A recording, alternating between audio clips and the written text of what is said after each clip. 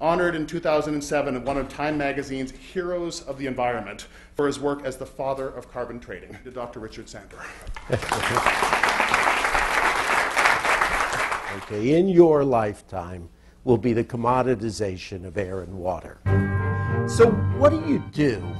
You've got to do some financial engineering, and you need to invent and find some way to take the air in this room and chop it up so each of us owns a piece of it. Otherwise, it's going to be the standard Great American Barbecue. Everybody step up, it's free, and suck up all the food and all of the that you can drink, because this is America and it's free. And when it's free, you overeat, you overdrink, there's no price and no rationing. And cap and trade is a financial invention. Okay, I don't claim authorship for it. Okay, it is Professor Coase.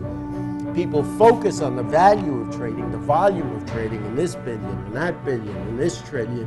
That's not the key. The key is to reduce emissions. If you take a look at in 1989, I got by some people, and they said, you know, you helped in commoditize interest rates, you think you can commoditize the air. And being an ultimate optimist, I said, yeah, not knowing of what I spoke. Think carbon. We have a $14 trillion economy, and this program, by the EPA's reckoning, is $1 billion to $2 billion cost a year. The Chicago Climate Exchange was the founding exchange in a family of exchanges that deal with externalities, air and water. Okay, and so we're a new niche business that began, and we implement federal, regional, or international agreements when there is an international agreement. When there is not any agreement, we build a voluntary market and act like a central government. And then we burned through the $400,000 and got to the $800,000 second grant and brought in 30 companies, and over a consensus period built a set of objectives for 30 firms, and they were divided into industrial, forest products, power, and agriculture. From the moment we got the money, okay, to when we wrote that Chicago Accord, everything that could have gone wrong went wrong. Okay, I don't mean something, but I mean every single thing that you could imagine.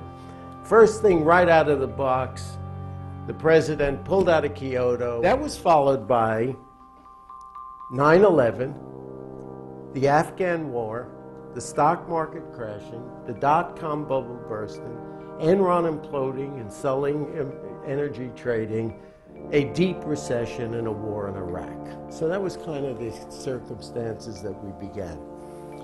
We went through the $1.2 million. We got friends and families, and then all of a sudden, on a near-death spell, we got our first outside investor. The Jesuits of California, $1.6 million. We went public in 2003. I'm not sure where, but I think Father Francis got out and somewhere around 10 pounds, so we got 1,000%.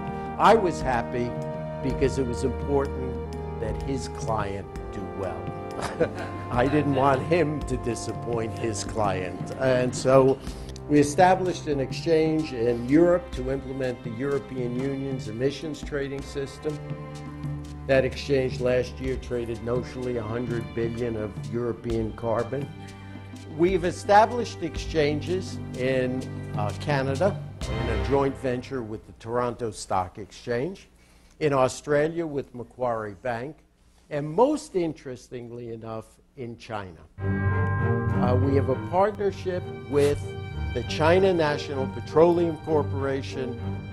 I can tell you that I saw an investor of ours when I was in Hong Kong about 3 weeks ago, and their estimate is that 40% of the GDP of China in 2020 2030 framework, 40% will be in renewable energy, $2.3 trillion of their GDP. I believe that emissions trading will not be top-down, it will be bottom-up. And I believe that it will be like cotton was in the 19th century.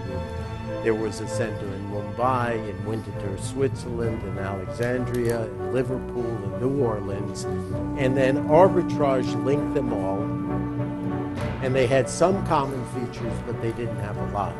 So I believe there will be 6 markets that will be nationally driven.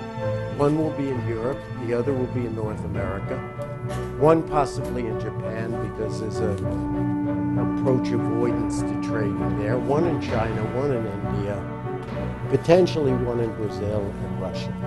And they will be linked by offsets. Carbon and markets, it's not tomorrow's, it's yesterday's or today's. It is your future, and it is happening as we speak.